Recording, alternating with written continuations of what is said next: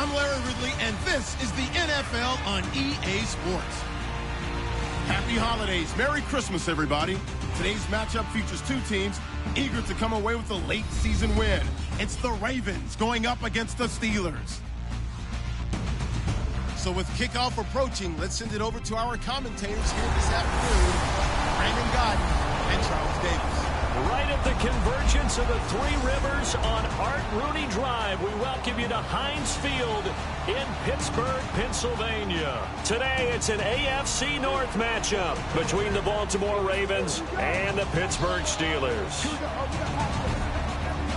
And hi again, everybody. Alongside Charles Davis, I'm Brandon Gaudin. And, Charles, you take a look at our matchup here. You've got to believe that this is a game that might be won in the trenches. Oh, without question. This is big person on big person, big unit against big unit. Meat on meat. Oh, you got it all. Pick your cliche, but we know this. The ground's going to shake, things are going to rumble, and they're going to have an impact on today's game.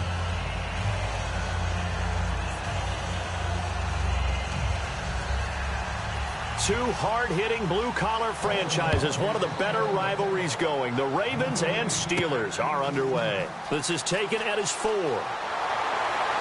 And he'll take this one near the 25, call it the 26-yard line. And now we get a look at a Pittsburgh offense led by Ben Roethlisberger. And the Steelers, they've kind of taken control of the NFC North. Big Ben leaned on the kicking game in Week 15. Chris Boswell tying a club record with 6 field goals in the win over Cincinnati. He showed a real veteran flair in that game, didn't he? I'm talking about Ben Roethlisberger, because the adage of take what the defense gives you usually applies well, but you also have to know when to take what you need. And late in the game, after those 6 field goals, they punched over a touchdown, and those were the winning points.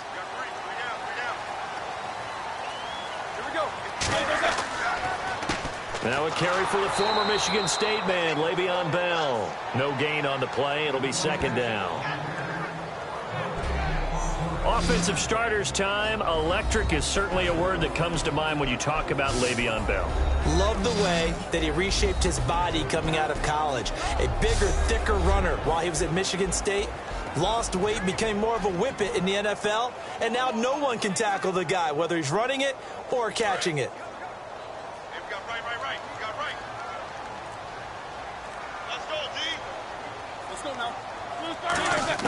On second down, here's Roethlisberger.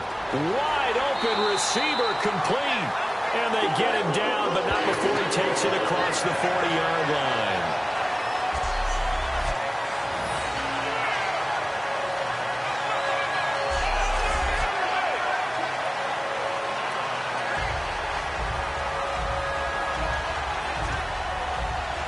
So here we go, 1st and 10 now.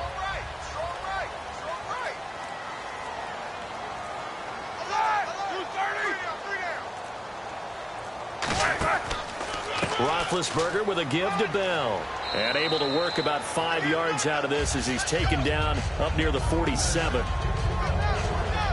Bell, of course, missed the first few games of the season, but still top 5 in the league in rushing. Was, though, held under 100 in Week 15. Well, he probably used a lot of that in Week 14 at Buffalo when he ran for 236 yards. I think he's still running against Buffalo. So he probably left a little behind. But what a matchup issue he is for any defense because of his ability to split out from the backfield and catch the football as well. Got a man open. It's Darius Hayward-Bay. 7 yards there, good enough to move the sticks. He had time, was able to survey the field and find a soft spot in that zone coverage. And that's where it gets difficult for a defender, Brandon. You go to your spots on the field that you have to cover, and when the offense finds an area that you're not in, that's where they throw the football. 1st down and 10 now for the offensive group.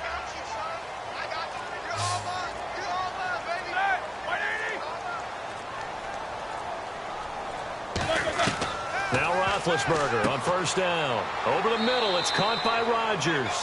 5 yards on the catch there, brings up 2nd down.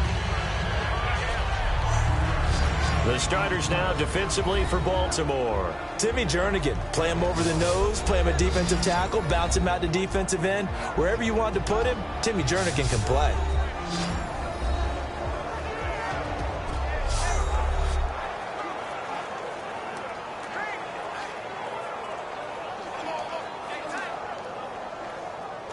Completed pass play. Now let's see if they go back to the air or to the ground.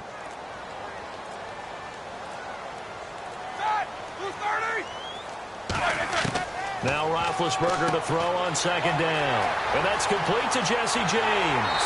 And he's brought down, but not before reaching the 8-yard line. Coaches really don't care from what position they get this, but run after the catch ability, rack ability, is often the difference between winning and losing and changing field position.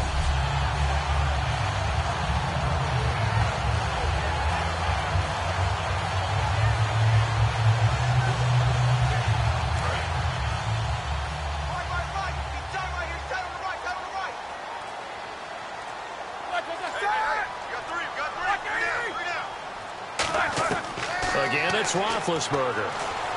And no escaping this time as he'll go down. They got him for a sack. Timmy Jernigan in there to bring him down for a loss of 7. Well, that was point counterpoint, wasn't it? They decided to throw for it on 1st and goal. Instead, the defense counters with pressure, and the defense wins, getting a big sack.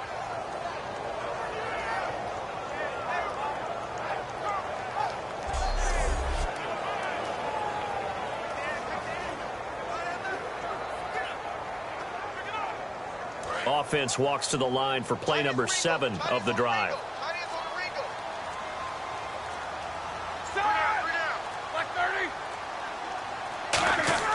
On second down, it's Bell. And they get to him quickly here as he stopped right around the 13. It's a pickup of 3, but still a little work to do on 3rd and goal.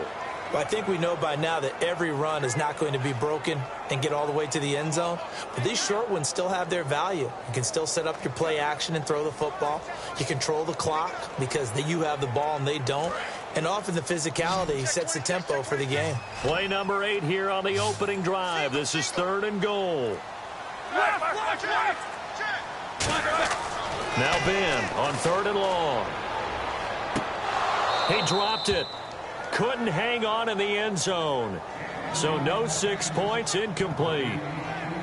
We know it's not an easy job to go out and catch passes when people are trying to tackle you and knock the ball away. But the bottom line is that's a pass he's got to have and a pass he should have caught.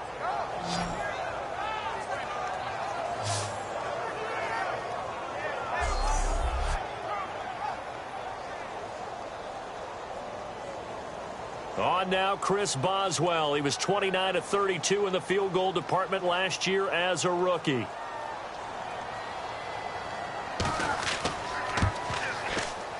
And Boswell's kick is good. And the Steelers will jump out to a 3-zip lead. So the opening drive for him here on their home turf results in a field goal. Now that's the way you want to get things started. Your stadium, your crowd, you've got the ball. Put points on the board first and let everyone start to celebrate.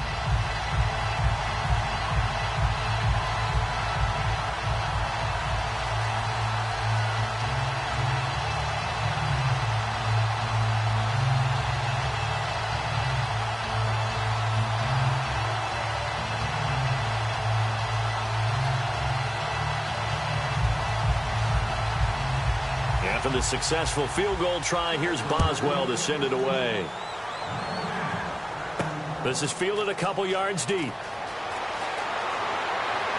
And he'll get it up to about the 26-yard line, just across the 25.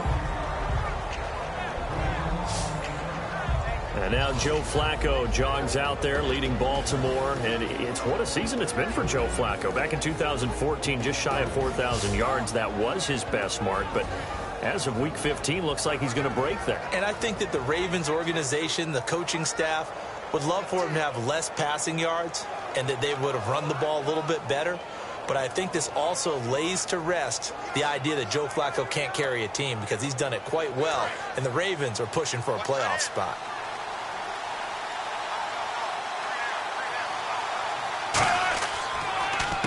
Now a carry here for Terrence West.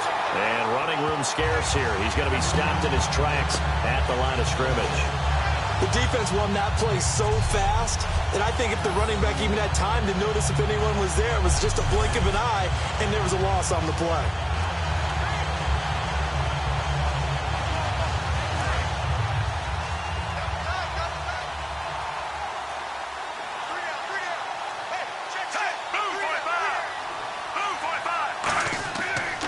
They'll run again here with West. Looking to find a lane, but he can't. Reined in at the line of scrimmage. A gain of a yard gets them back where they started. Now it's 3rd and 10. In this offense, they look towards Steve Smith a lot. It's a good idea because if you don't, you're going to hear about it. No one plays the wide receiver position angrier or better than Steve Smith Sr.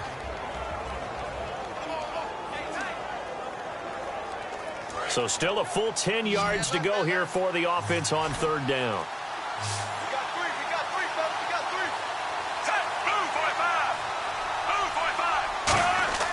Third down, Flacco needs a decent chunk of yardage. Surveying the field, all kinds of time. And he'll just toss it away. So he throws it away, and that brings up 4th down. Partner, how many times have you heard it? Pressure creates diamonds, right? But it also bursts pipes. And on that one, that's what they got. They got after him, and he was fortunate just to get rid of it. Yeah, he just had to chuck it away. So on 4th down, here's Sam Cook to punt it away. Back deep for the Steelers, Antonio Brown. And he'll get this away into the icy winter air. And take it right on the 30. A good return there. Call it 13 yards.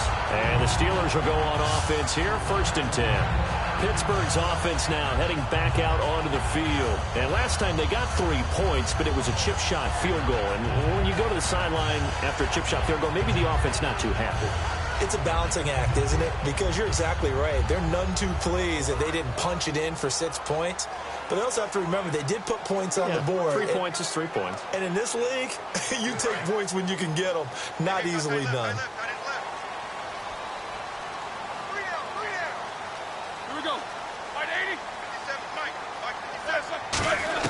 On 1st and 10, it's Roethlisberger. And he's able to get this one out closer to midfield across the 45. Call it a gain of 3, and it'll bring up a 2nd down. If you run an out route, it's likely you end up near the sideline. And what did we just see there? Toe tap. You got it. The benefits of practice. Toe tapping, foot dragging, picking it up, and making sure it was a catch.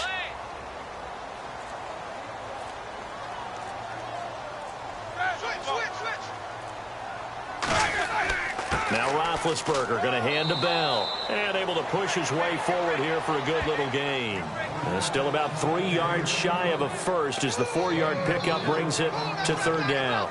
I go all the way back to college with Le'Veon Bell. One of the better body transformations I've seen, from a big, thick power back to the guy we see now who can do everything. And 2 years ago, of course, last year the injury, but 2 years ago over 1,300 yards. I think they think he can top that this year. I don't think there's any question about it. He gets it to Brown, complete. And he's able to get it to the 33, good enough for a 1st down. And connection number 1 there on the game, Roethlisberger to Boney Tony. Antonio Brown, that's what his high school teammates used to call him. I wonder what they would call him now. More muscular, more successful Boney Tony Brown, right? I'd say you're probably right. They may be all of that. They'll still call him Boney Tony, but Ben Roethlisberger calls him my number 1 target.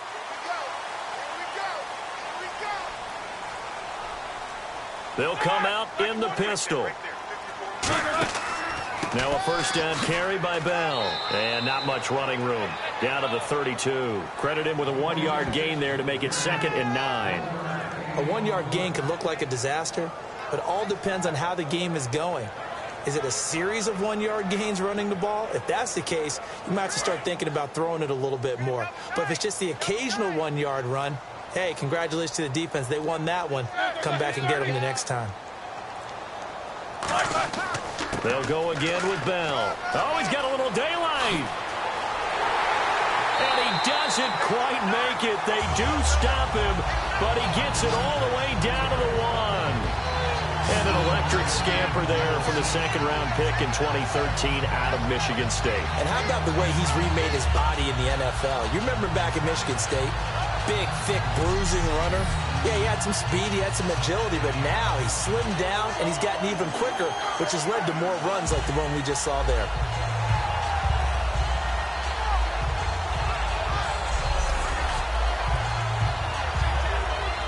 So after that big gain, let's see what else the offense has up its sleeve.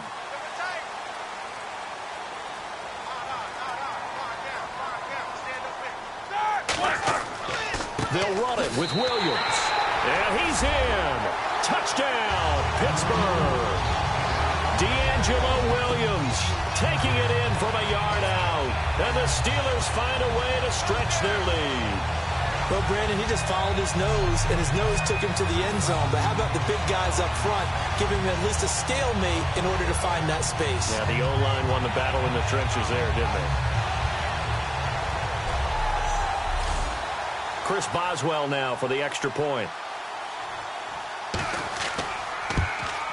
It's up and good, and that'll increase their lead to 10-zip. That time, a 6-play drive.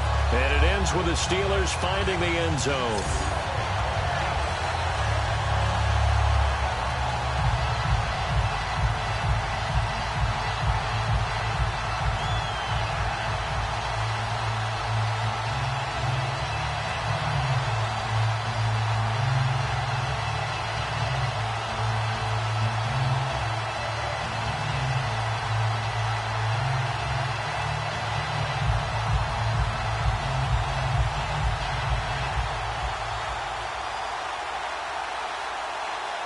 Boswell now to kick it away after the touchdown.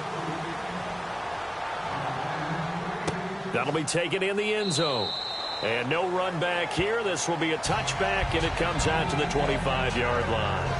And now Baltimore gets set to take the field. And the last drive, their first drive, 3 and out. What changes here, if anything? I think it's making sure the guys that you trust the most with the ball, the biggest playmakers you have, that they touch it on this possession to try and get things moving. So get it to the horses. Without a doubt. They're the ones that typically end up in the end zone.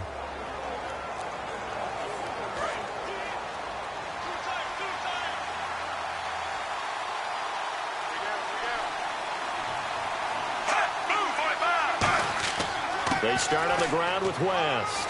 And he'll wind up with about 6, up past the 30 to the 31. Terrence West, truly a Baltimore man, played his college ball 12 miles from M&T Bank Stadium at Towson, and now having the best year of his young career with the Ravens. Had 122 yards from scrimmage in their big win over Philadelphia in Week 15. And I think that he's done a magnificent job for them. Running it, catching it.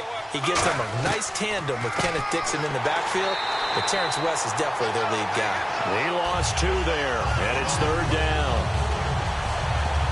The previous play was a nice run, so they came back with the draw. I think they were trying to fool the defense into thinking they would throw the ball and wanted to run it again.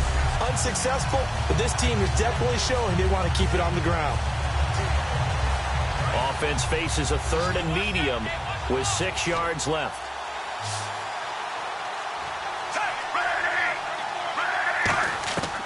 Third down, Flacco from the gun. It's caught. It's Dennis Pitta. And he'll be taken down, but not before he gets into enemy territory. That one goes for 24 yards. Partner, it's a lot of fun watching the NFL now, isn't it? Because when the big fella runs routes, it used to be when we were kids, he'd run about 3 different routes, and that was it. Now he can run anything and catch the balls we just saw there.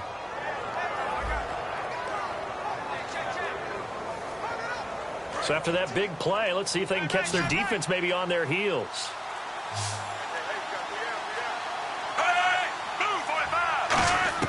Throwing here on first down, Flacco, and hauled in by Pitta.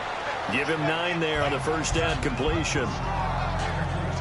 Seeing that play and understanding just how tough it is to cover tight ends, especially the ones running around the NFL nowadays, makes me glad I didn't make it in that league. I would have had a really difficult time. But now you get to sit up here with me. Yeah, and that's fun, isn't it? And what a really nice gain right there on first down for them. Brings up a nice second down for them.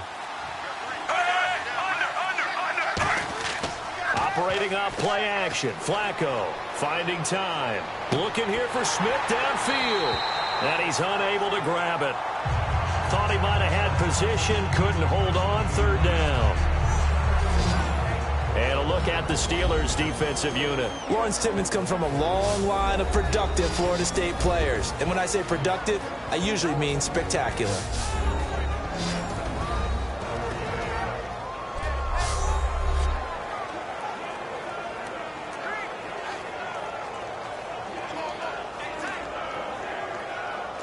Incomplete pass on second down. Let's see what the offense draws up here on third.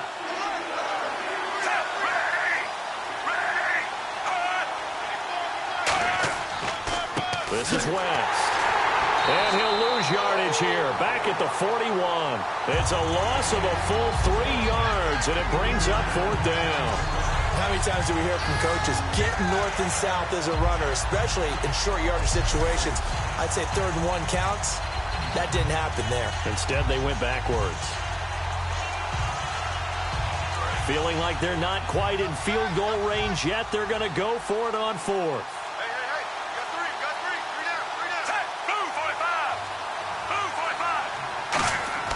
They're going to look to throw on 4th with Flacco. And this is incomplete. The Ravens go for it but come up empty. And this Steeler defense able to come up with a stop. Well, they were looking for a clutch play there on 4th, unable to come up with it. How about that defense, though, huh? How about that D? Yeah, momentum swing. And, you know, I remember playing how much 4th downs were emphasized. You know, because, as you said, it's a momentum play. It's also a big test for you. You know, if people are going to go for it on 4th down, they believe you're not up to the challenge. You want to show them differently.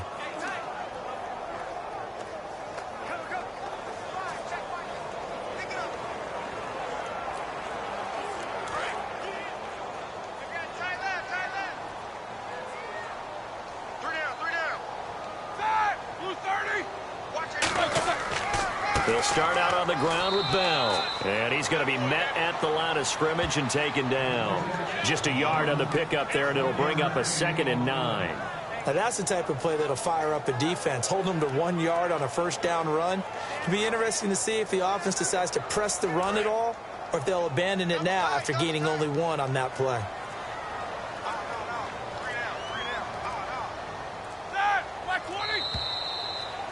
We've played a quarter here on Christmas Day. 10-zip our score. EA Sports NFL Sunday returns following this.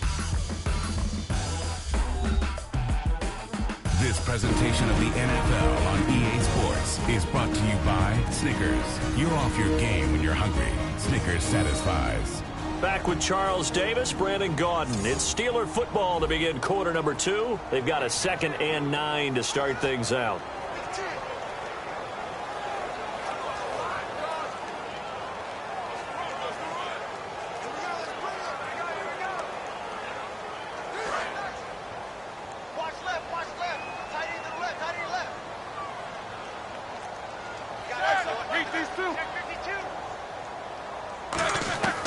Again, it's Bell. And he's got some space here. And taking it across midfield and inside the 45. It's a pickup of 16 there, and it'll lead to a new set of downs. Well, partner, you know I always tend to lean towards the defensive guys. But in this case, I have no defense. How about that run right there? Yeah, just a tip of the cap to Le'Veon Bell, and that's what he can do. You think some people back in 2013 that had first-round picks wish that they would have taken him? That's when you go back to your scouting department and say, what exactly did we miss here? Maybe some people have some new jobs. He's a big-time player, and if they don't start getting him on the ground here quickly, he's going to pile up a huge game. And they'll keep it on the ground with Bell. Try to find a lane, but instead he'll get back to the line of scrimmage and no more. Lawrence Guy able to bring him down. Well, so many times we look at a short run and we praise the offense for trying to set the tempo and establish things, but the defensive guys, hey, they just won the battle there. It wasn't a big run given up. They don't always have to absorb the body blows. Sometimes they dish them out themselves. We got 3, fellas. We got 3.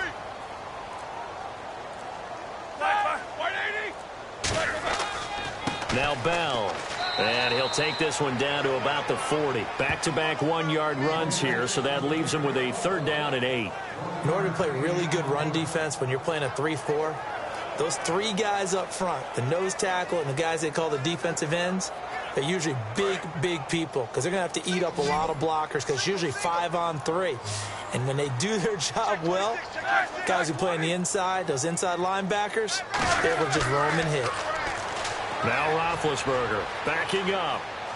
Still back there. And he'll be hit from behind and taken down. C.J. Mosley coming in to drop him for a loss of 8, and it'll be 4th down. There's a little bit of defense right there. Nickel set, 5 defensive backs. They just snuffed out every route that was going. Quarterback never got rid of the football.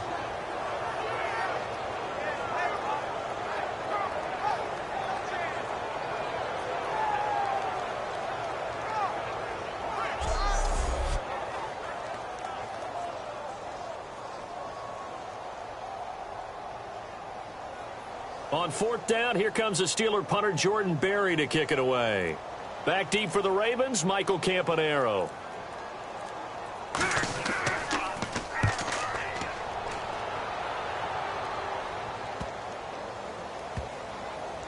And a great job here. This is going to turn out to be a beauty. This is marked down at about the 3-yard line.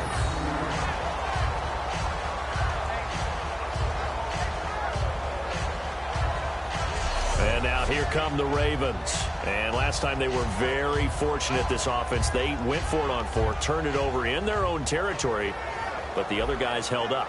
They didn't give up any points. So how about the guy with the #1 headset on the sidelines, the head coach? That was planned going into it, not necessarily to not get the first down or to have the defense have to hold up. But he trusted his defense. Trusted his defense very much, and I think that's how he's going to play this game. Go for it, be aggressive, because I've got the wild bunch backing me up over here on my own sideline. Well, we'll see what his offense can do. They begin here with a run by West. Officially no gain on the play, and it's 2nd down. Really shouldn't be a surprise. It's going to be hard to move people in this situation. You know they're going to bring the pressure defensively. Because I remember playing in these spots, and my coaches always say, don't be afraid to try and create a safety, too. They're going to bring pressure.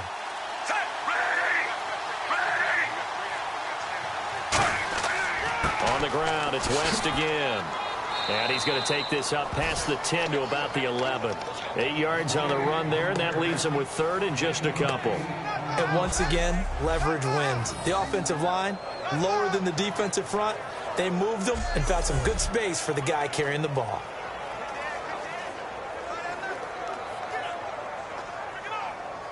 Two yards to go here on 3rd down.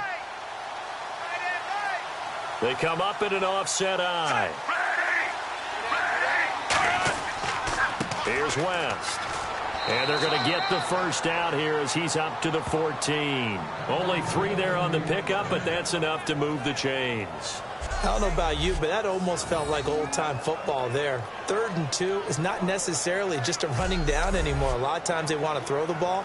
They went back to the roots and powered forward and got the first down. Fresh set of downs here.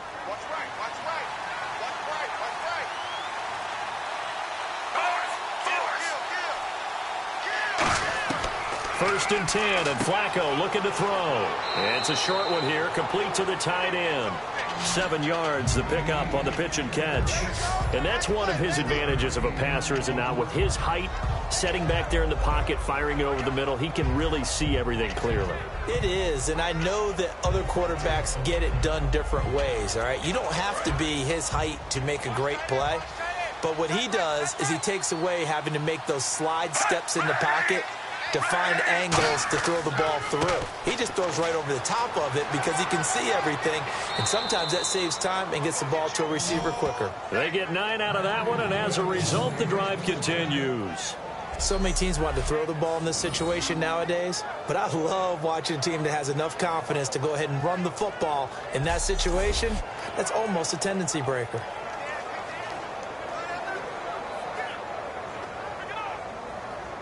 So they pick up the first down after the run, and now they approach for the fresh set.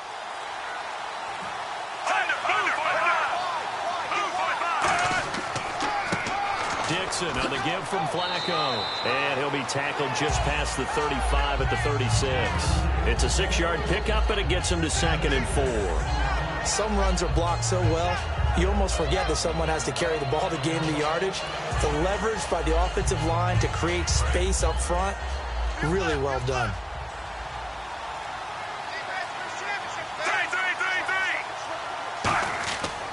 They'll keep it on the ground. It's Dixon again. Trying to bounce it outside, but he's only able to get it back to the line of scrimmage. It's Ross Cockrell that time that made the tackle. No gain on that run, and while this team is down, they're not out of it by any stretch of the imagination. Maybe you just have to think about different style of running in order to get this guy going.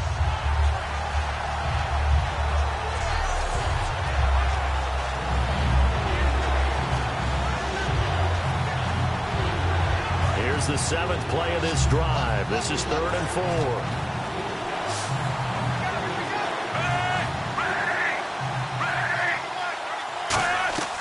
Fake to Allen. Here's Flacco. And that's caught by Smith. And he's going to be out of bounds, but able to take it inside the 40-yard line. So the defense blitzed. A nice job picking that up, completing the pass. And how in sync was the quarterback in his center on that play? They saw the blitz, made the appropriate calls, got the line engaged, because now they know there are going to be extra guys coming at the quarterback, so they got their assignments down pat and kept them away from him, and he's able to step up in the pocket and fire one now for a really good strike. And now a first down following that long gain.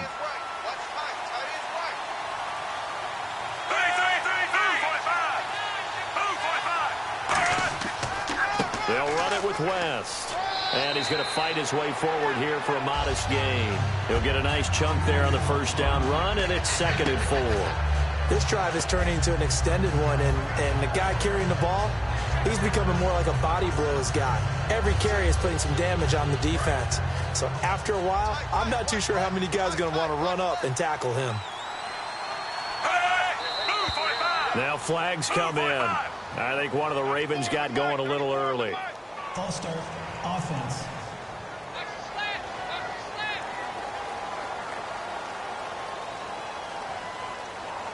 Still 2nd down.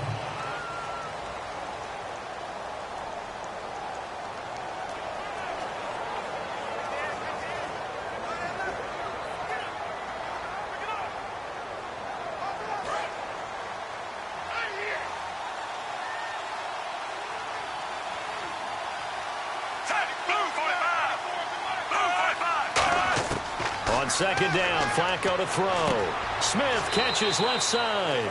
And brought down, but not before they're inside the 25. And now the passing game here in the second quarter starting to heat up a little bit. Don't you feel the rhythm starting to happen, right? You see it now. The confidence is starting to rise. I think now as a play caller, because that has happened, you lean on it a little bit more. You don't go totally away from running the football, but you do say, guess what? We can throw it. We can throw it well with a whole lot of confidence. 1st and 10 here for Flacco. And it's a short one here, complete to his tight end. A good pickup there, 8 yards on the first down completion. Coaches always harp on the quarterback reading the defense and getting it to the open man. That's good recognition there. And how about what he did after the catch? Yeah, hit your tight end, let him get some rack. Yeah, when he gets moving, not many guys want to come over and put a hit on him, do they? Long drive, the defense just cannot seem to catch a break and get off the field.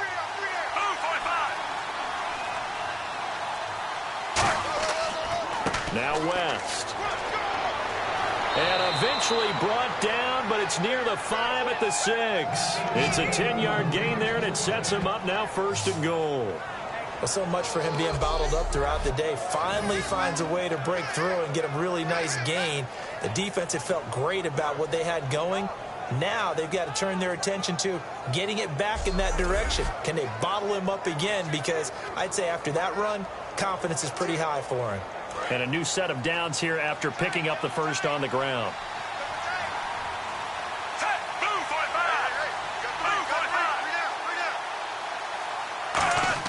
Here's Flacco. His pass caught at the 4. The completion good for 3, and it's 2nd down. I know the halftime's approaching, but I don't think he's going to want to take a break. That's his 5th catch. Yeah, they've really been targeting the tight end.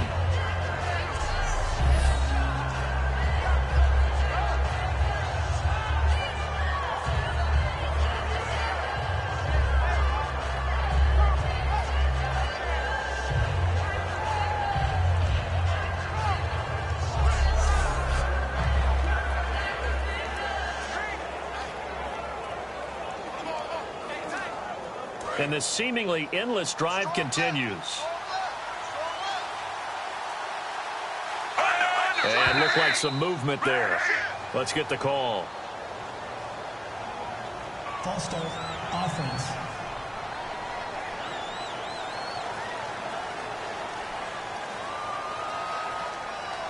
Still second down.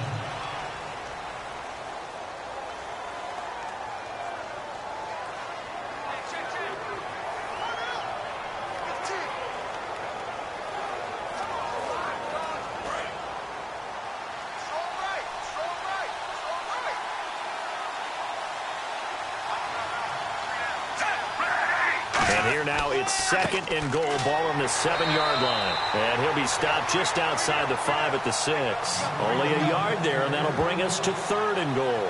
Defensively, I think they can smell a stop. Ball right around the 5 here brings up third. And I think what they've done is they put doubt in the minds of the offensive guys. What do we do? Because now you don't have a go-to play. Either side they pick, throwing it, running it, it won't be easy. Third and goal, Flacco. And this is caught. Touchdown, Baltimore. Crockett Gilmore from 6 yards away. And the Ravens have cut it to within a score. A diving catch for the score. He laid out. That was special. And you know the first thing they're going to check, right? Did he complete the process of the catch? All the way through, all the way to the ground. Ball doesn't hit the ground without control in his hands. All of that, yes. Check the box, touchdown. And they're back within a field goal. It's 10-7 now. That drive, a long one, spanning 15 plays. And it's capped off by the Baltimore score.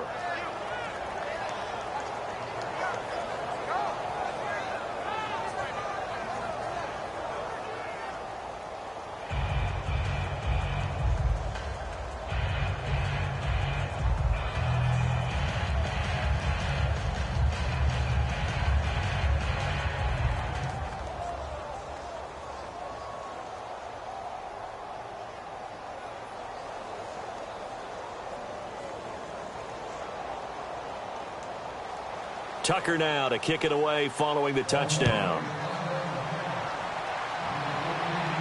This will be taken to the back of the end zone. And no run back here. This will be a touchback, and it comes out to the 25-yard line. A chance for us to look at this Baltimore defense again. And despite being down on the scoreboard, this unit, they've had some big-time hits. Sort of like us at practice the other day. I saw you take a running start at that blocking sled. You took it down. Bounced off like a rubber band. No, not at all, but you're exactly right. They are doing their job, but they want to add takeaways to it. You need to have more of those to go along with the big hits we're seeing. By the way, when I tried that and I bounced back, I noticed that you laughed with everyone else. You didn't try to get in my corner. No. Someone had just told me a joke on the other side. Right, I missed that. Totally missed it.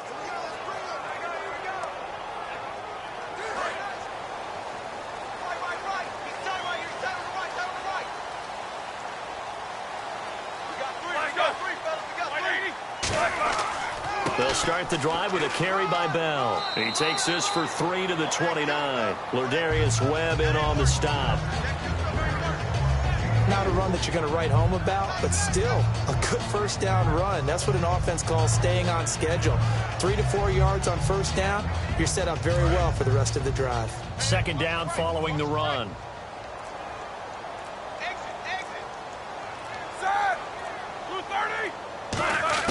On second down, Roethlisberger. James has got it, complete. And down he goes, but he takes it up to the 40. A minute 59 to go in the first half. Back to Heinz Field after this.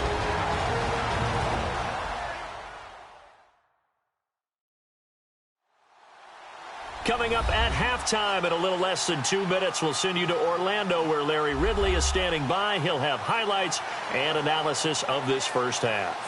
Offense comes to the line now, 1st and 10.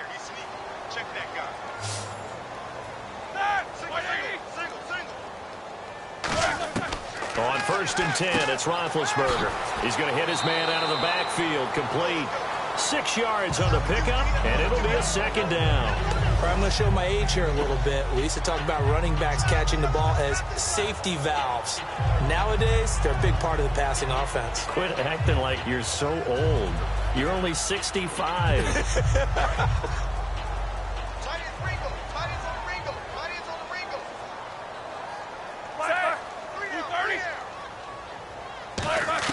Now Roethlisberger to throw on second down. Oh, the ball comes out on the hit, but they'll say it's incomplete. Not too many things get to a quarterback of this magnitude, but I think it's safe to say that pressure can get to any quarterback. Now, he's obviously a great franchise quarterback, but felt the pressure, threw it incomplete. 3rd down and 4.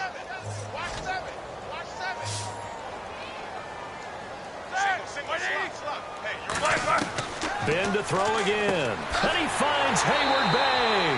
And he will have first down yardage as he's brought down at the 41.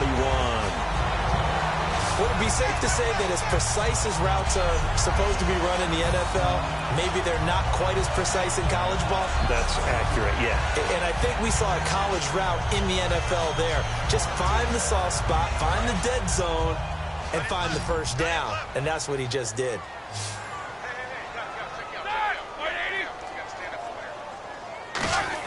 On first down, it's Roethlisberger. Oh, he's got a man wide open, complete. Now whistles come in. We're going to get a timeout here by the offense. It's just their first, so they'll have 2 remaining here before we get to halftime.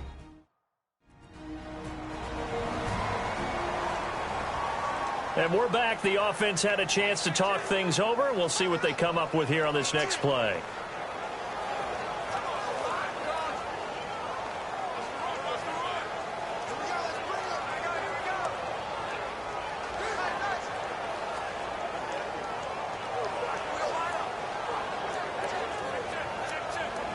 So the offense lining up 1st and 10.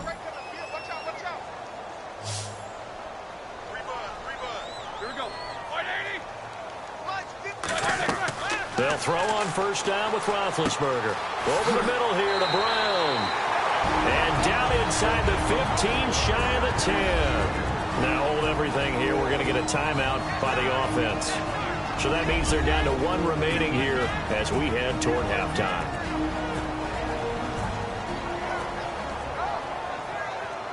So the offensive unit called the TO, and now we are ready to resume play.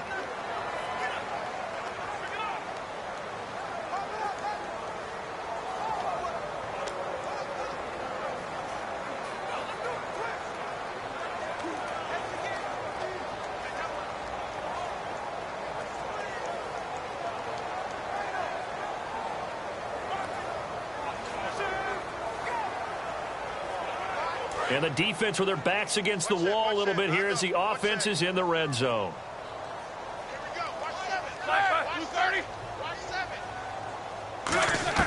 Now Roethlisberger on first down. That's complete right around the 8. A gain of 6 there on first. Well, clearly one of his advantages as a passer is his height. Sit back in the pocket, fired over the middle. That makes things tougher defensively, doesn't it? It really does, because your goal is to move the quarterback off his initial spot when he gets his drop back completed. But when you have that type of height, he can stay in there if he's willing to take the hits and just fire over the top, which saves him time and actually completes a play a little bit quicker than it normally does for a quarterback that has a slide and find open space to throw. And he can't corral it. Maybe a big missed opportunity there defensively in the end zone. And now 3rd down. A missed opportunity for an interception would have killed off a drive. They had a chance there to finish things off. Didn't get it done. I guess that's why a lot of those guys do not play offense. This will be play number 9 of the drive here as they need 4 yards on 3rd down. To throw again is Roethlisberger. And he's in. Touchdown, Steelers. Antonio Brown in the final seconds of the first half. And the Steelers are going to add on to their lead. That's one of the better examples of clock management I've seen. Whittled it all the way down just about and still put the ball in the end zone. Yeah, just a methodical drive and something really to take into the lockers here.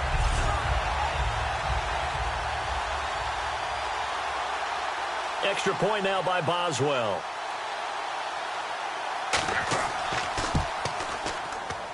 It's good to make it 17-7.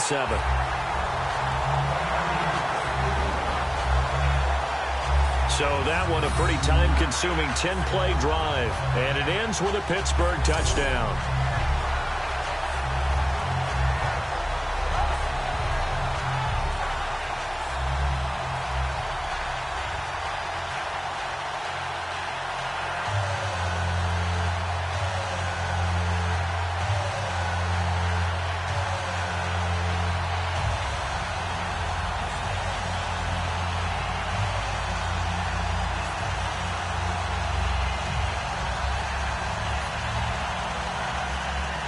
Boswell now to kick it away after the touchdown. This is taken at the 3. And he'll take it past the 25 and up to the 28-yard line.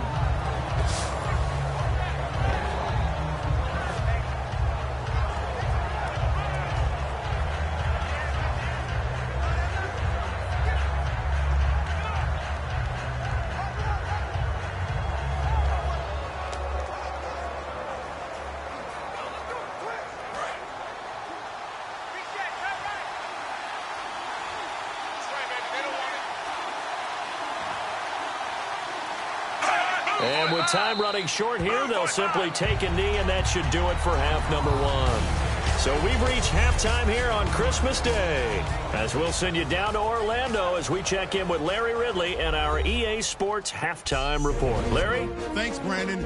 I'm Larry Ridley, and welcome to our EA Halftime Report. The Steelers right now are doing a good job protecting their house. The Ravens, on the other hand, want to quiet this crowd and turn things around. All right, let's do it. Here's a look at the first half highlights. Steelers take it at the 1. Williams is going to look for space, and this 5-play drive goes for a touchdown, pushing the lead to 10. Third down from inside the 50, with plenty of pressure this half, and another sack. This will go for a loss of 8.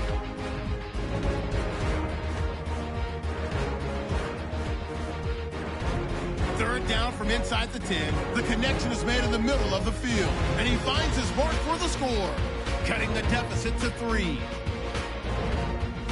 Steelers lined up at the 5. The quick pass and completion is made and ends up working for a touchdown, pushing the lead to 10. So that'll bring our halftime report to a close. We'll go back now to Heinz Field for the start of the third quarter.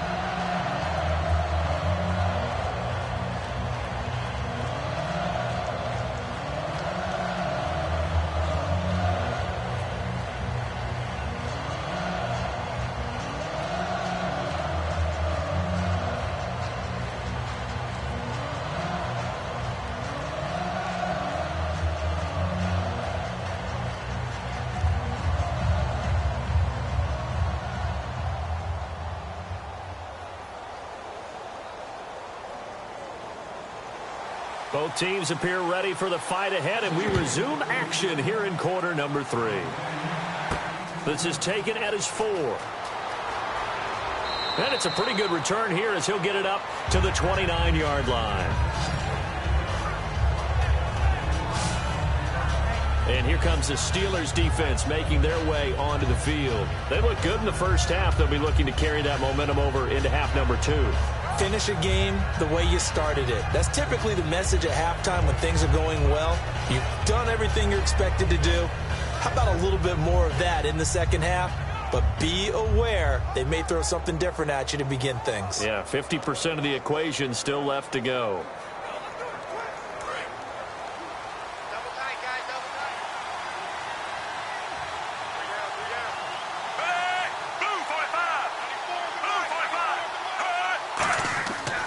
The drive begins with a handoff to West. And tough going there as he'll only get it up to about the 31. 2 yards on the pickup there. It'll be 2nd and 8. Tough day.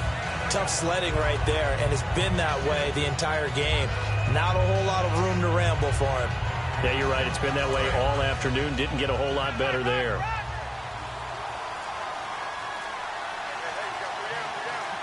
They come out here in the eye.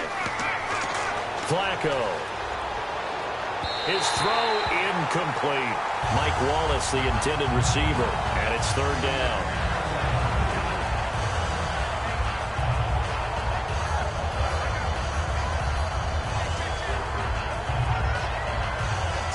Third down here for the offense after the incomplete pass.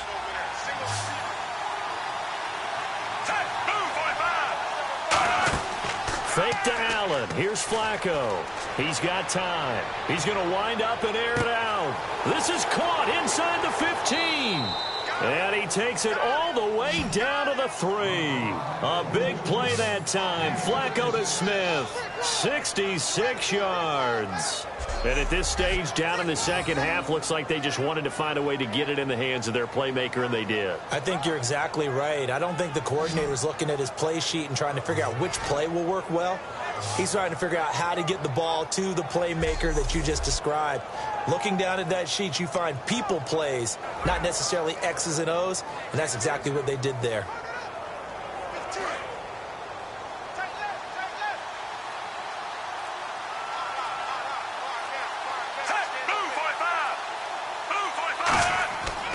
They'll try to pound it in with West. And he's going to get this back to the 3-yard line and no further. Only a yard on the pickup there. Second and goal. Well, it's been the air game that's taken them down on this drive before they finally turned around and handed it off on the last play. And now they're looking for the big boys to get him in the end zone. Couldn't do it there. It'll be interesting to see. Offensive lines had to pass block a lot on this drive. Will they be able to revert and fire out and create some space in the run game? Second down, Flacco now. And he just chucked that one out of bounds, out of everyone's reach. Maybe a wise call not to take a sack in this part of the field. It brings up third down. It's a tried and true formula, and I don't think it'll change for as long as we play football. If someone's trying to throw the ball and you can put pressure on them and make it tough, that's only going to help your defense. Yeah, he's since being hurried. He got rid of it before taking the hit, but incomplete. Third and goal, Flacco. He was trying to get it to Steve Smith that time, and it's now 4th and 3. And that was a nice play. He knocked it away, but obviously you want the interception in this situation. You want to take away any chance that they have any decision to make on 4th down, but things happen so quickly in the end zone in this compressed area of the field that you're just happy to knock it away and not allow a touchdown.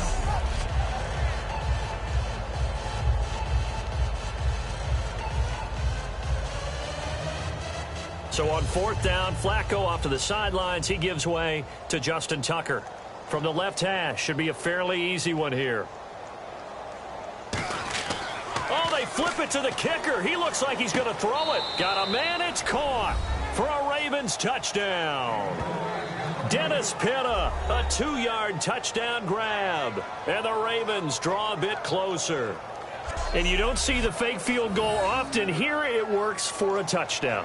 And sometimes you see it called in the biggest stages. How about a couple of years ago, Packers-Seahawks, and the Seahawks trying to rally? Fake field goal helped them win it and go to the Super Bowl. Tucker now for the extra point. And this is up and good to make it a 17-14 game. So this drive spans 7 plays, and it's capped off with a Ravens touchdown.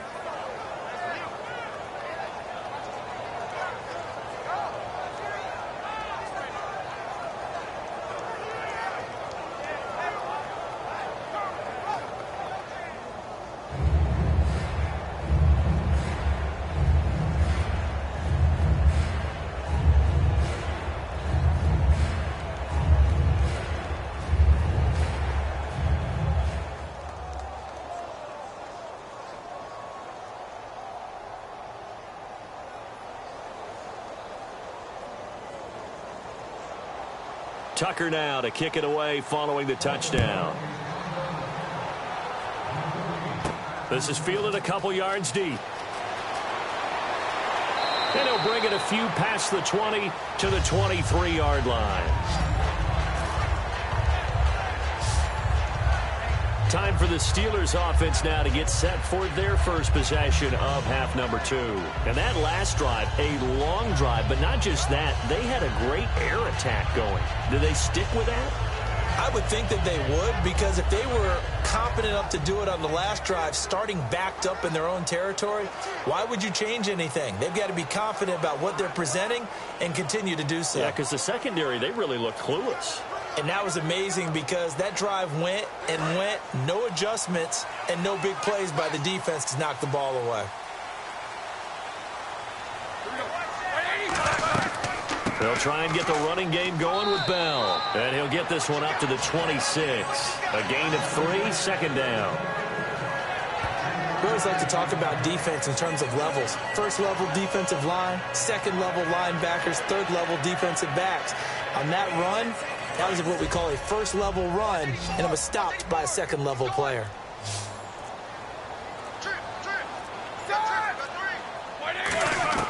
On second down, Roethlisberger. Toward the sideline, and look at that catch. Dragging the toes, and that's going to be a first down. Well done. As if he didn't have enough to think about on that route, the comeback route, coming back to the football and catching it, decided to make sure he toe-tapped and kept himself in bounds. And that was spectacular, but on the comeback route, maybe a little easier to deal with the sideline since you've got better vision of it? I think that's a great point because you should know exactly where you're going and know how much space you have and make sure you get your feet down. But, yeah, coming back to the football, I like it. Good vision. They'll run it now out of the gun. And he's going to get hit at the line of scrimmage and driven backwards.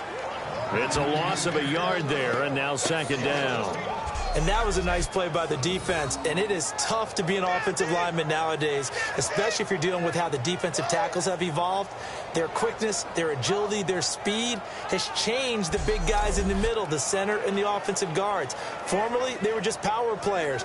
Now they have to be light on their feet as well to keep up with the speed of the defensive players.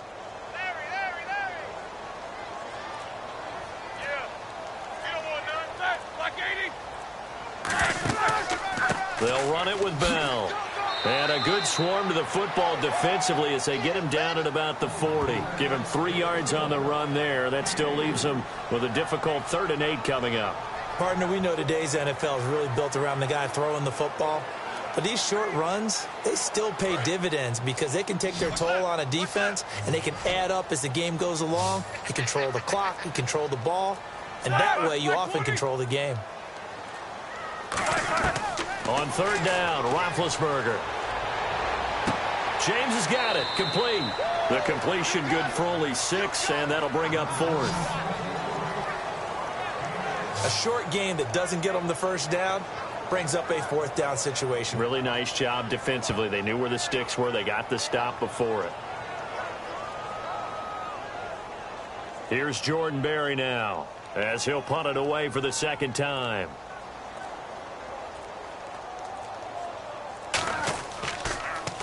His first punt, 45 yards. This looks good as well. 39 yards on the punt. Give him just 1 yard on the return. And the Ravens, they'll take over.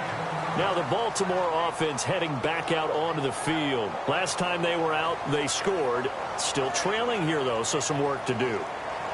But it's okay in terms of mindset. Because they scored the last time, they're not quite as worried about being down on the scoreboard because now their confidence is a little bit higher. They feel like they've got something going, and they feel like they can attack again and put more points on the board. Are you scoreboard watching if you're the offense, or are you just focused on this drive? We wouldn't be telling the truth if we said that they didn't scoreboard watch. Everyone does it to some extent, but you've got to set it aside right now and just focus on this series. That'll take care of the scoreboard if they punch it into the end zone. Give them 3 on 1st down. It'll set up a 2nd and 7. I do know from experience that when you slow down someone's running game, you're now doing the dictating on defense. And guess what? Now you're getting ready to tee off on their quarterback because they have to throw it all the time. But you still have to be alert for the draws and other plays of that nature to make sure you don't get hurt.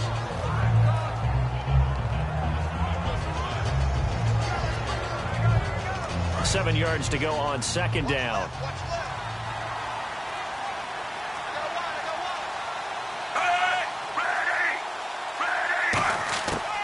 They'll run it now out of the gun. And he is going to lose yardage here. It's a loss of 2, now 3rd down. A draw play is called because you think you've either found a gap or you're using the aggressiveness of the defensive line against itself. Not on that play. Totally controlled the middle of the field. Offense had nowhere to go with the ball.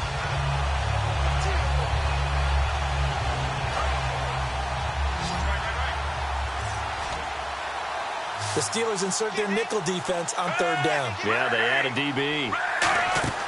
Play action. Flacco. He's going to loft one deep left side here. And he couldn't hang on to it through the contact. Incomplete. Well, they went for the big play there, but that drop could really hurt their momentum.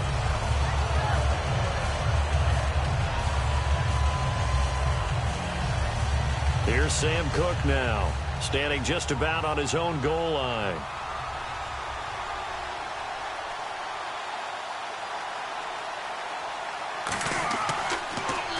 .44 on his first punt, and this is a good kick as well. Now Brown. 12 yards on the return that time. And the offense will take over with a new set of downs. And Le'Veon Bell making his way back out onto the field now. So after that hot start, the numbers here show the decline. What has the defense done adjustment-wise? Sometimes when you have a running back who's getting off to a hot start, you've got to catch him before he really gets going. So you change what you do across the defensive front. Instead of the linebackers being back a few yards, you bring them up closer. It's what we call mugging the line of scrimmage, taking away a lot of blocking angles and gaps, and maybe stopping him before he can get going. Mugging the line of scrimmage. Okay. Yeah, in this case. Here's Bell. And hard running's going to get him over the 40 to the 42. It's a 6-yard gain on the ground, and that'll make it 2nd and 4. Offensive linemen love creating space for their guys carrying the ball, but when that guy also breaks tackles and creates extra yardage, they almost feel like he's one of them, and they really embrace him. See if they stay on the ground for 2nd down.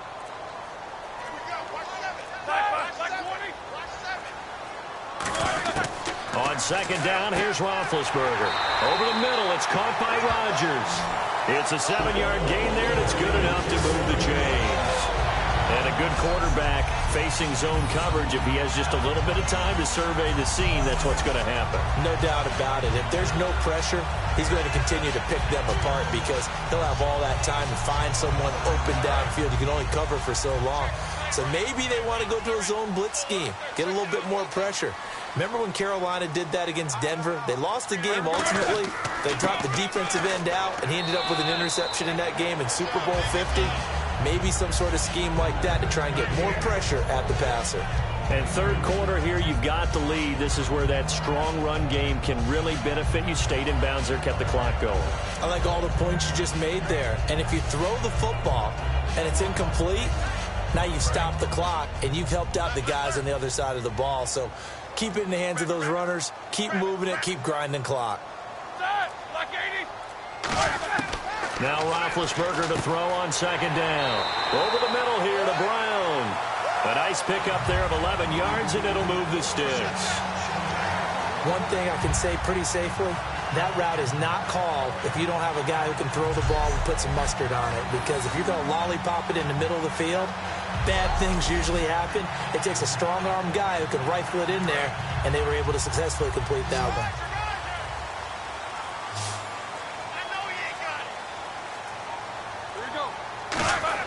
They go play action here on 1st down.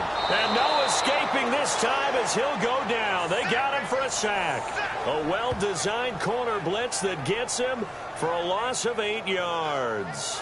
The game plan for any defense is finding ways to make a quarterback uncomfortable in the pocket. When you bring pressure from all angles, you never know who's going to get home. In this case, the left cornerback, right in the face of him, puts him down.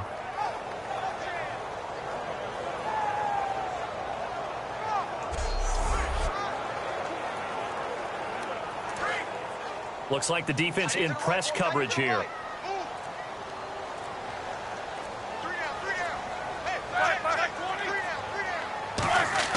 Now it's Roethlisberger. Under pressure, and they got to him again. The 6-time Pro Bowler, Terrell Suggs, in there to get him. And this pass rush strong now. That's sacks on back-to-back plays. Well, this is what happens when you get behind the chains, as people like to say. When you have obvious passing situations, hard to vary it up and fool a defense. And you hate those situations if you're an O-lineman, right? Oh, without a doubt, because you just know they're coming, and you never know exactly how. They can be exotic in their blitzes, or their athletic ability just takes over. And the offense now will try to regroup after the sack on second down. Now the Ravens bring out an extra defensive back here on third down. Could be a blitzer. They find some open field here. And he'll go down here at the 35-yard line. Call it an even 20 yards on the pickup. And it'll be fourth down.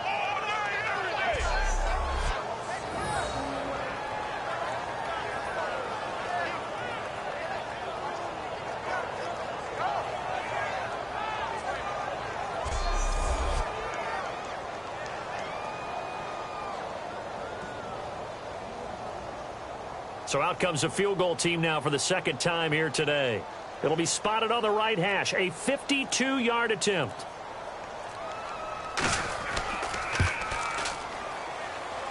And that is no good.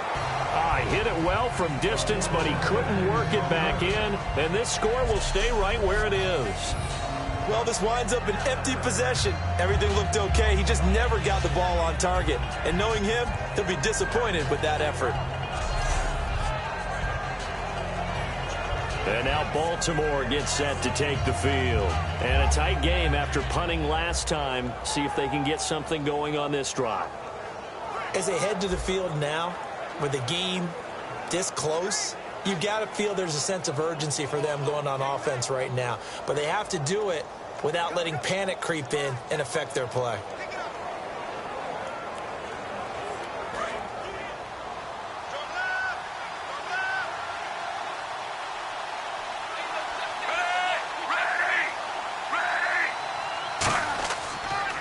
Now a handoff here to his running back.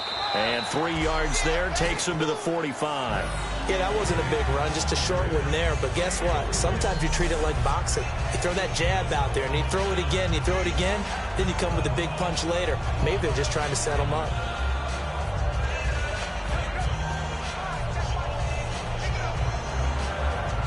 And after the play on the ground, that brings up second down here.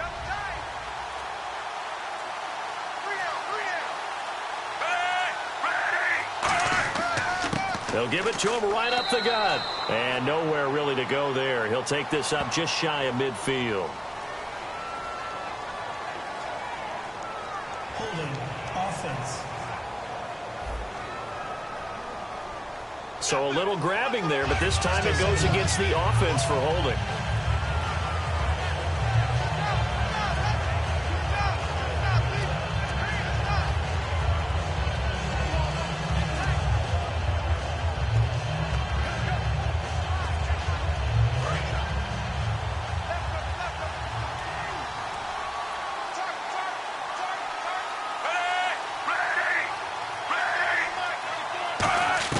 Second down, Flacco now. He hits West underneath. And to the 42-yard line here and brought down there. I know most of the time when the ball's in the air, you're thinking wide receiver, tight end, but running backs, they can be a big part of any passing offense nowadays.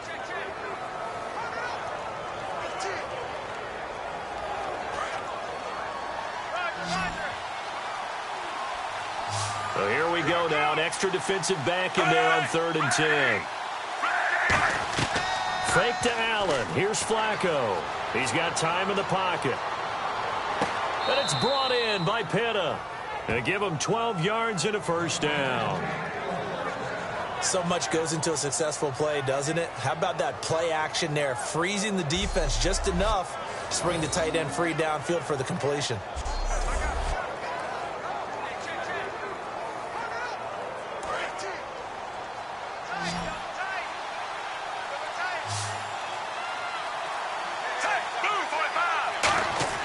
First and 10, and Flacco looking to throw. And that will be caught. But out of of bounds. Out of bounds, ruled incomplete here. Out routes are always timing routes. And if the timing's off just a little bit, it can really throw off a play. It looked like he led him a little too much there. Yeah, there was a fraction of a second because he caught it, just couldn't stay in bounds.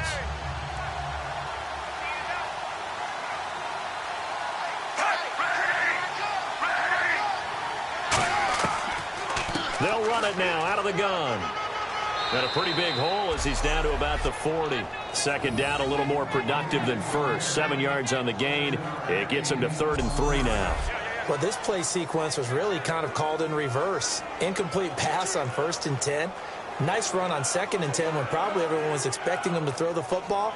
Now, if you're the defense, what are they going to do on 3rd down? You're a little off balance. And 3 full yards here for the offense to get on 3rd down.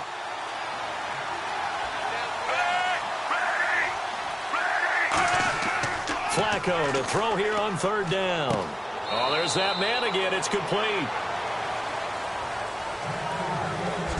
We are off to the 4th quarter here on this special Christmas Day broadcast. We'll return with more after this break. You're watching the NFL on EA Sports. Back now in Pittsburgh. It's been a very hotly contested game to this point. Just a field goal separating these two teams as we get set for the 4th quarter.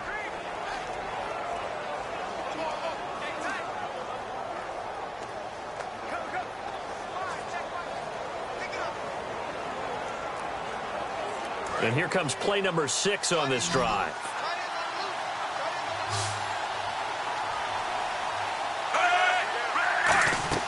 Now a play fake here on 1st down. Surveying the field. That is caught right at the 10-yard line. And stopped a few yards shy of the goal line at the 3. There are so many things to watch for when you play defense. And reading your keys, you always hear about that, and having your eyes in the right place. Sometimes your eyes can fool you. How about that play action there? And it sprang the big guy, didn't it? Able to dump it over the top to him. So they're operating in the red zone.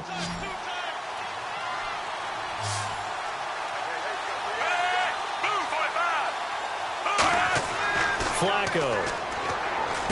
And this is caught. Touchdown, Baltimore.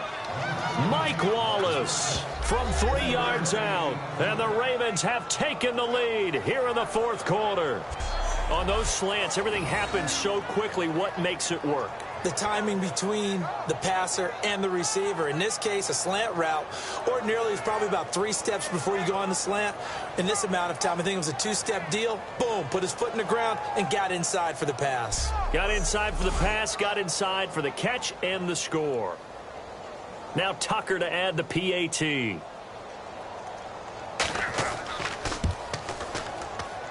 It's up and good to make it 21-17.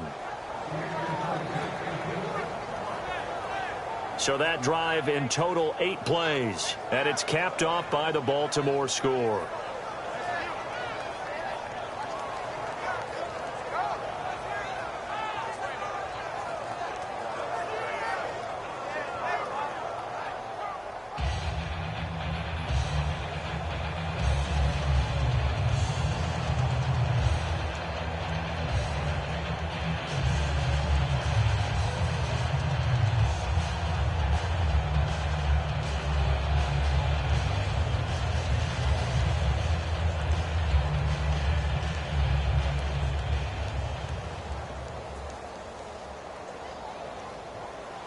Tucker now to kick it away following the touchdown. This is fielded at the goal line. And a pretty good return here. He'll be stopped just shy of the 25 at the 24-yard line. And now out come the Steelers. Last time out, they had that long 50-plus yard field goal that they missed. And I'm sure on their sideline they're thinking to themselves, okay, do we still want to try one if we're in that position again? And I would dare say that the answer would be yes. They're going to have a lot of confidence in their kicker. But just to be on the safe side, I'm sure they told their offensive guys, can we get a little bit closer this time? Closer. Yeah, you know, I'd rather get in the end zone first and foremost. But if all else fails, less of a field goal attempt for him. They'll throw on 1st down with Roethlisberger. And he just gets rid of it, throws it away. A wise move there. Looked like nobody open. Now second down. I hope I don't sound too rah-rah on that one, but that's the exact right throw. Either your receiver gets it or no one gets it. Give him a lot of credit for being really precise with it. Got rid of it. No one got it.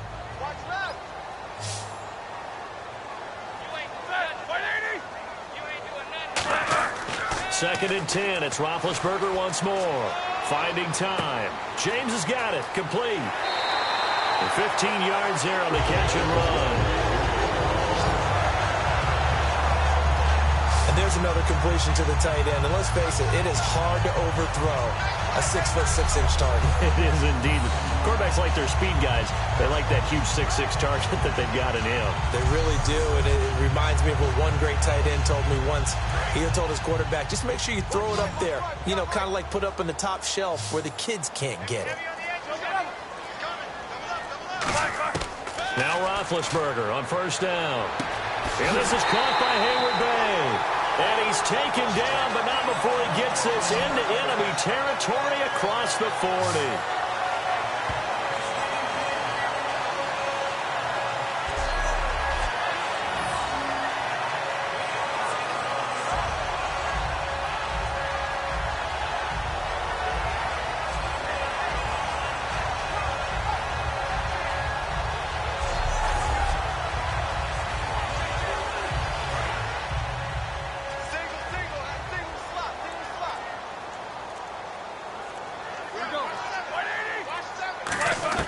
On first and 10, it's Roethlisberger. Goes underneath for Bell.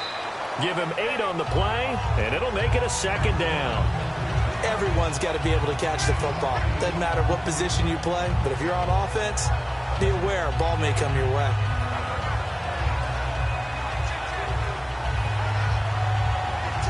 And some options here for the offense on second and 2. Again, we'll see the pistol here. A give to Bell, and he is going to lose yardage here. It'll be a loss of 1, and just like that, it's third down. And frankly, Brandon, we're talking about things I'm not sure we ever thought we'd talk about in the NFL, and a lot of that is the speed at the linebacker position. A lot of these guys in college, they were safeties. They moved them up to outside linebacker to combat the spread offenses, and now we're seeing it in the NFL. Those same guys using their speed to make plays in the backfield, similar to that one. Looking to jam the receivers at the line here. Press coverage look defensively.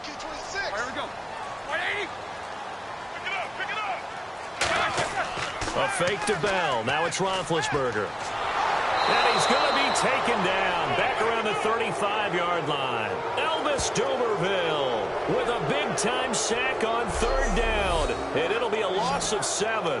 And we talk about players blitzing all the time. I often laugh and sometimes call it just straight-ahead pursuit.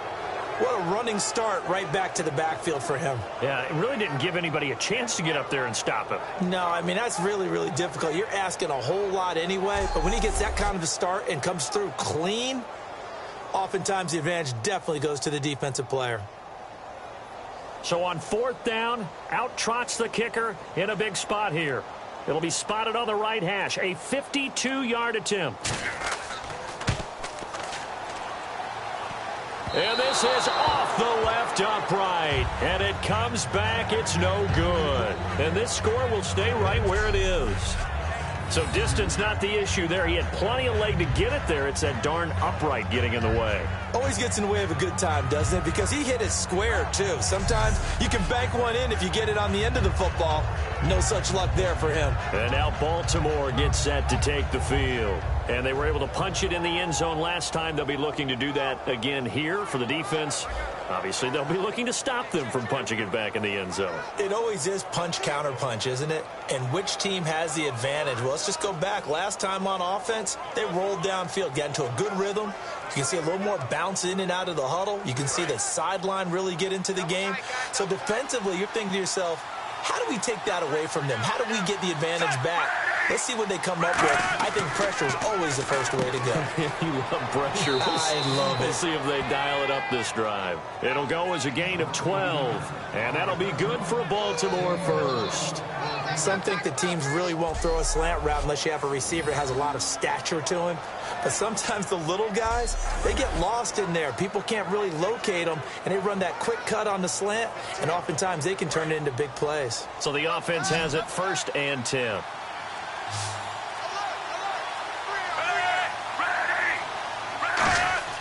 They look to throw on 1st and 10 with Flacco. Smith catches left side. And he gets this inside the 35-yard line.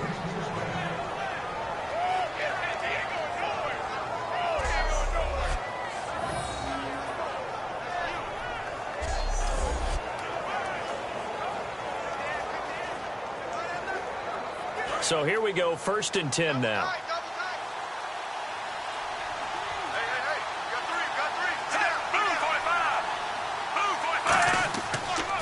And he'll give it here to his running back. And some room to work. And inside the 20 before he's brought down. And a nice carry there of 15 yards. Whenever we meet with coaches and they always talk about wanting to establish running the football, it's oftentimes with a good tight end who can control the line of scrimmage and the point of attack, and they're becoming harder to find because the colleges are giving us a whole lot of receiving tight ends, former wide receivers who can run, not necessarily block very well. In this case, though, we saw 2 tight ends on the field, both of them with the ability to block, and they ran the ball successfully behind that power set. So the run gets them the first, and now they operate with a fresh set of downs.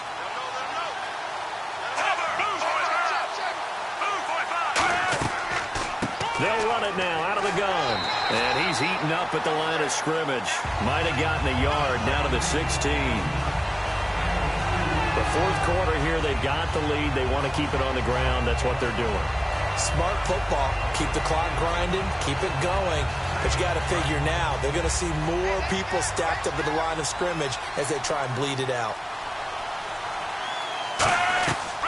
They'll run it now out of the gun. And he'll push his way up to about the 14. Another 2-yard gain there, but they'll need to do better this time. It's 3rd and 6.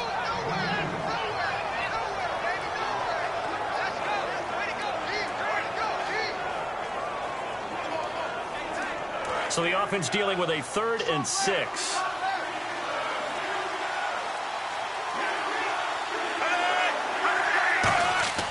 Third down. Flacco needs a decent chunk of yardage. Can't find anyone open. And this is complete. It's Allen. It's a 4-yard pickup, and that's going to bring up a 4th down. I think the training and practice broke down on that play because he simply didn't run the route deep enough to get to the 1st down marker, despite what was a really nice catch and toe tap on the sideline. Well, that's 3rd down 101. You got to go to the marker, know where it is.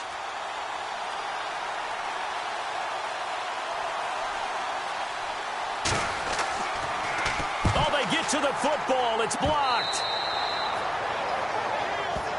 Please tell me this doesn't come off as snarky, but that's a relative chip shot. I mean, you've got to be able to execute that one. I don't care what they design on the other side about trying to block the kick.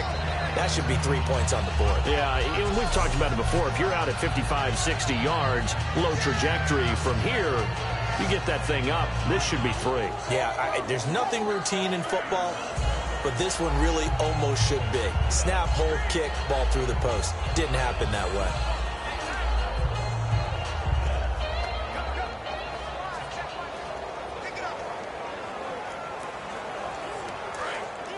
And on the outside, they're playing press coverage.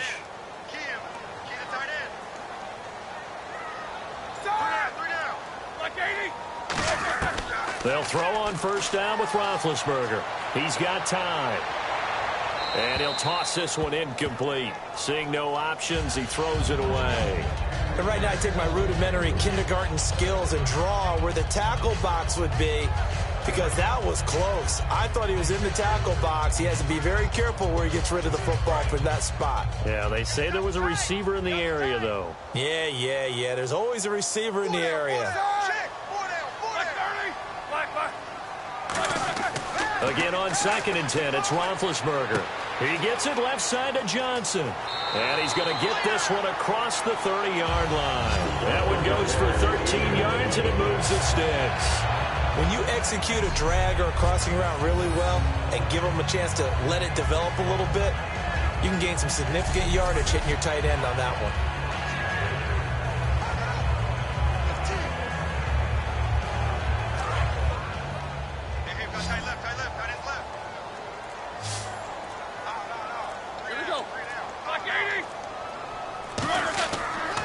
first down. It's Roethlisberger. He's got time in the pocket. To the sideline, and that is a heck of a catch as he was able to get both feet in. Give him 10 yards on the pickup, and it'll be second and very short. He's been a busy man here in this one, and they're showing off some nice footwork to stay in bounds. And with those types of catches and the volume that we've seen in this game, wouldn't you keep him busy as well? I would. Of course. You got to keep throwing it to him. He keeps making plays.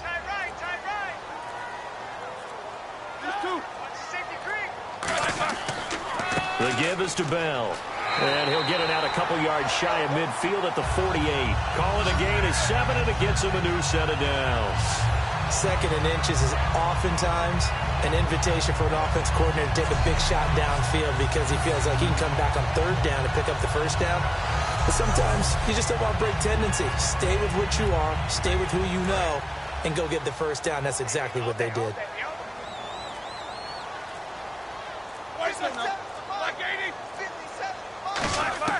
Throwing now, Roethlisberger on first down. And seeing no options, he just tosses this one away incomplete. Now that'll bring up second down. It appears that the pressure is affecting him today. Normally, he knows exactly when to get rid of the football, but today, because he's been hit a few times, he's getting rid of it a little bit too quickly.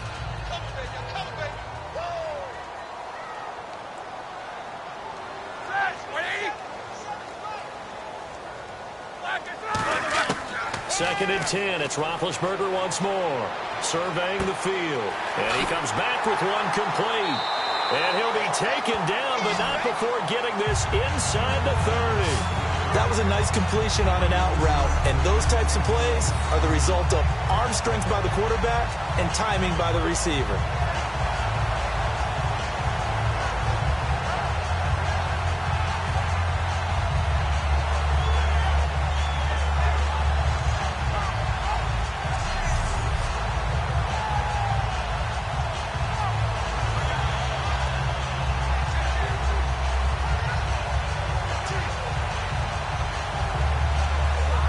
So after that big gain, let's see what else the offense has up its sleeve. They come out 5 wide, 3 of them to the right side. Now Roethlisberger on first down. And he just gets rid of it, throws it away. A wise move there, looked like nobody open, now second down. They got pressure there and only rushing 3. And there's a defensive coordinator right now who is celebrating not just getting home with 3 there, but realizing if that's the type of pressure he can get in the entire game, then his pass defense is going to be excellent. You're dropping 8. Where are you going to go with the football? Brown, the lone receiver, left. Now whistles here before the snap, and it looks like one of the Steelers may have moved. False start, offense.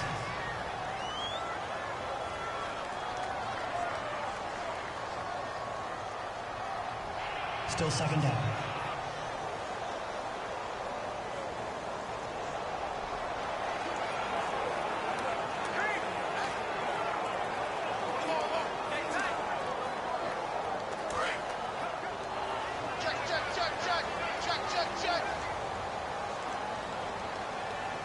They come up with one running back. That's Bell. To throw again is Roethlisberger. And he's just going to get rid of this thing. To no one here. He throws it away. And now it's third.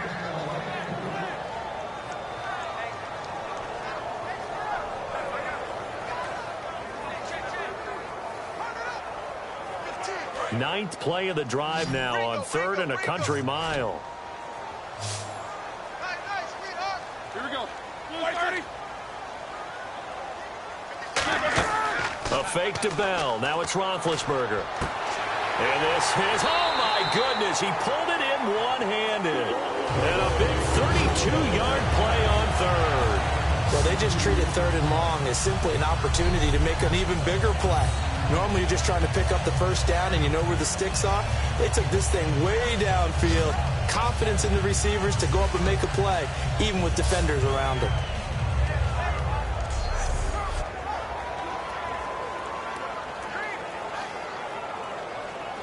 And now inside the red zone, the offense will operate.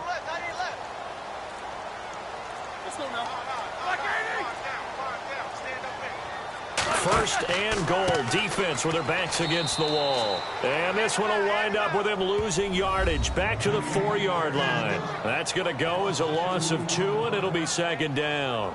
And there it was right in front of us. Today's NFL, these guys nowadays, they don't just eat up space. They try and get upfield and make plays in the backfield. And the offense readies for play number 10 of this series. Now whistles here before the snap, and it looks like one of the Steelers may have moved. False start, offense.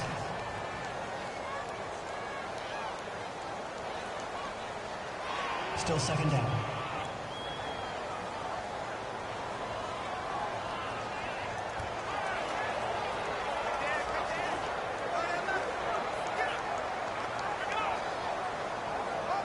Well, just play after play after play on this long drive for the offense.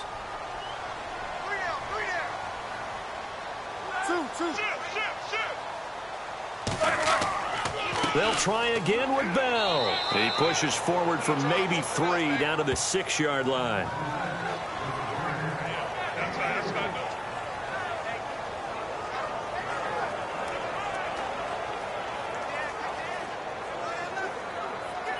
And leading here late, so a chance for the defense to really close out this game if they can halt the offense. On 3rd and goal, Roethlisberger. Oh, it's a touchdown if he holds on. Instead, it's 4th down. After all the preparation, all the practice, a play like that will absolutely break your heart. They had everything they wanted, just unable to complete it. In the end zone, a big-time drop. Likely the play of the game here, trailing in the final quarter and going for it on 4th and goal. Here we go. It's Roethlisberger on 4th down. Finding time. Got his man. It's caught for a Steelers touchdown. D'Angelo Williams. He scored on the ground and through the air. And the Steelers have taken the lead here in the 4th quarter.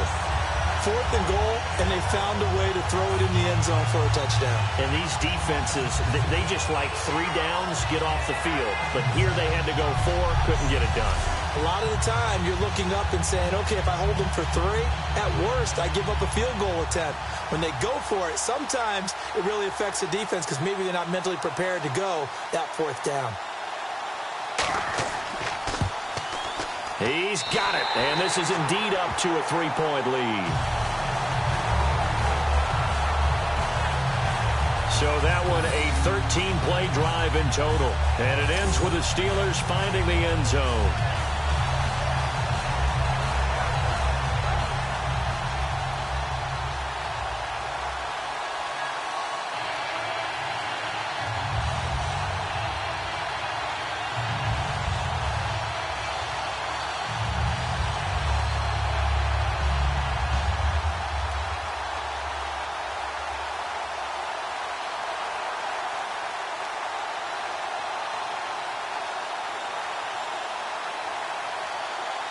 Boswell now to kick it away after the touchdown. Fielded about a yard deep. And he'll take this across the 25, couple extra yards up to the 27-yard line.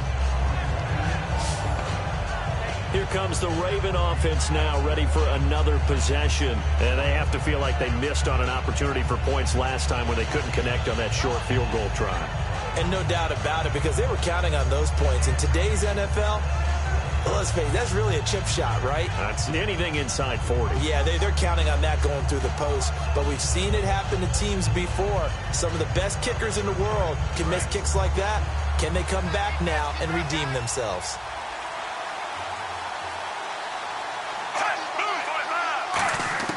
First and 10 here for Flacco. And hauled in by Pitta. And he's able to get out to the 32, brought down there. Time for a break. We'll come back, see what transpires after this. So it's Raven football here as we welcome you back. They come up on a 2nd down now in a game that looks like it's going to go down to the wire.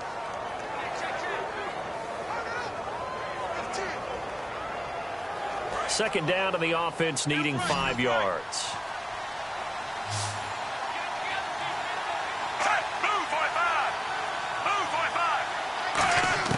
On second down, Flacco to throw. And Aiken with it over the middle. 4 yards on the completion, and it sets up a third down. And Pittsburgh with 6 defensive backs in the game here on third down. Back to throw. And he finds his man, Kamar Aiken. They give him 13 yards there on the play and a fresh set of downs. Looking to speed things up here, going with some tempo. He's back to throw. He's got time. Toward the sideline, and look at that catch. Dragging the toes, and that's going to be a first down. Well done. They got exactly what they wanted there. Out route, catch, get out of bounds, stop the clock. And I have to criticize defense here because you know the situation. You want to keep them inbounds and have the clock run. So I'm sitting on the outside portion of the field and not letting them throw an out route. Throw anything inside, and I'll make the tackle. An out route? That's not the way you're supposed to play it. Hey, we got to get this stop here, D.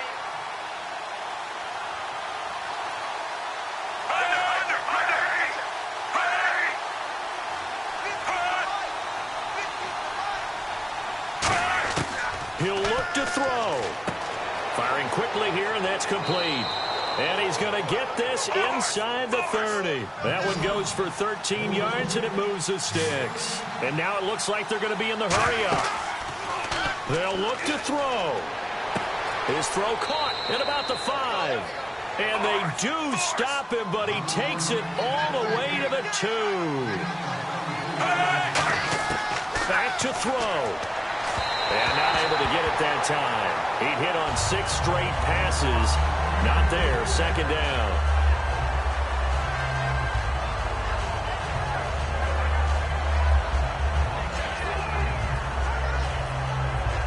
Second down following the incompletion.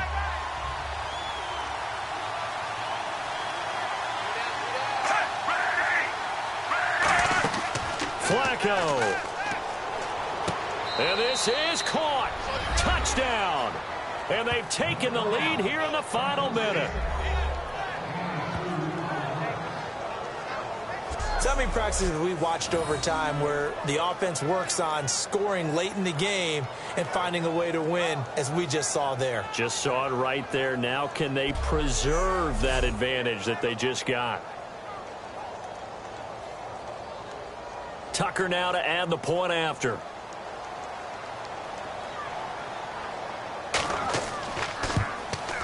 And that will make this a 4-point game.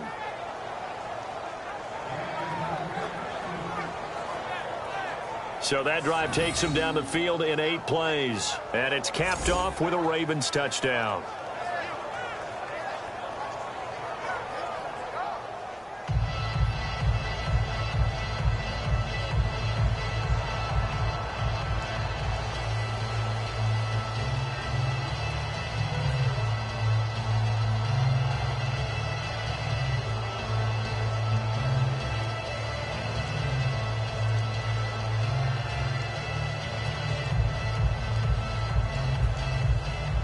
Tucker now to kick it away following the touchdown. This one fielded at the 5.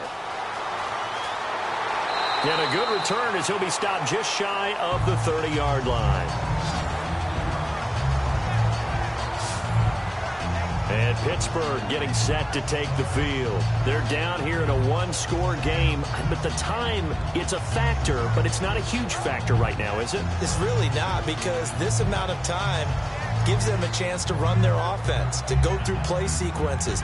And this is what they work on every week in practice, usually on a Friday. They go over this type of a situation, late game situation. What are we going to do when we have the opportunity?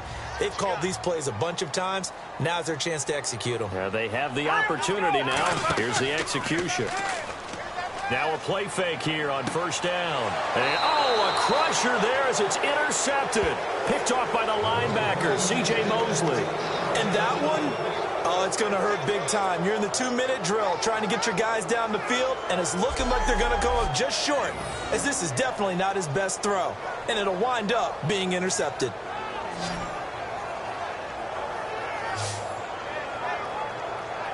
And now Baltimore gets set to take the field. They have the lead, obviously, late in the game. I guess the good news for them is if for some reason they would make a mistake, a field goal does the opposition no good. Everyone loves to have a little bit of a cushion, and that helps you immeasurably. But the bottom line is, do all the things that you're taught in order to close out the game. Don't even let that become an issue. Yeah, but still a one-possession game. This one not fully over yet. Really nice starting field position here for the offensive unit.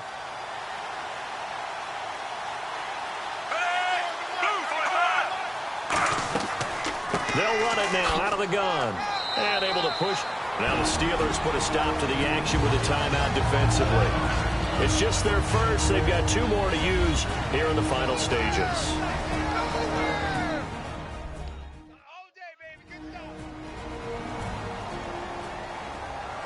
All right, so the timeout over and all 11 men back out onto the field for the defense.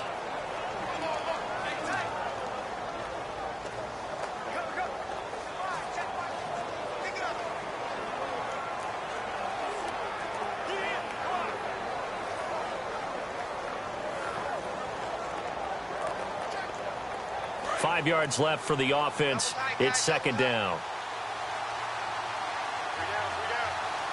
They come out here in the eye. And they'll run it here. And he's going to get this down near the 20-yard line. And the Steelers signal for another timeout. That'll leave them with just 1 remaining in this 4th quarter of play. And now following that timeout, the defense back out onto the field.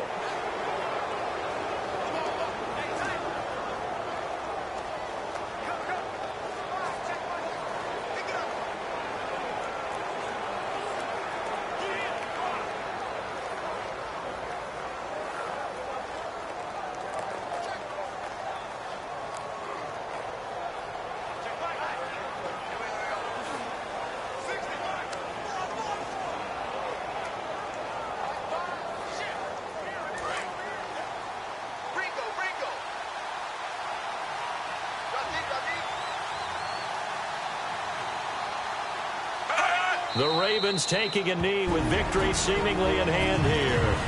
Now hang on here. Timeout called by the defense. That'll be their 3rd and final stoppage here as we step aside.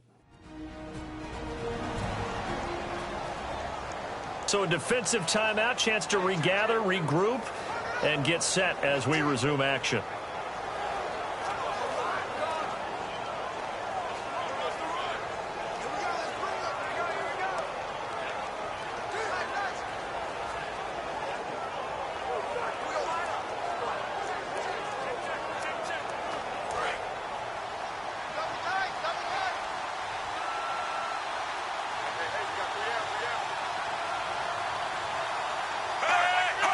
To a knee goes Flacco, and that should be it.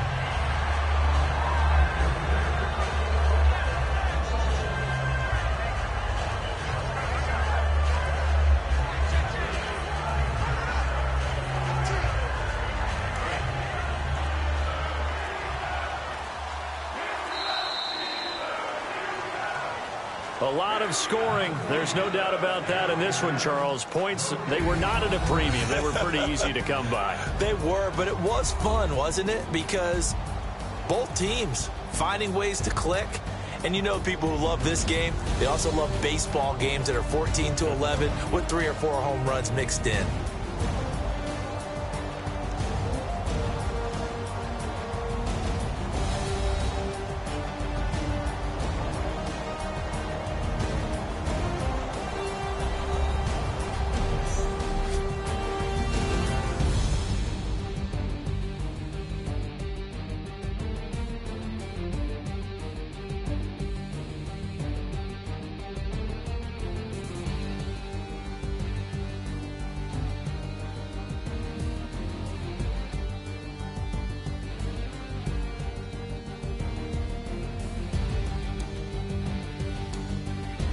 That'll do it for us. For Charles Davis and all our hardworking crew, I'm Brandon Gaudin. You've been watching the NFL on EA Sports. For more, find us on Twitter @EA Madden NFL.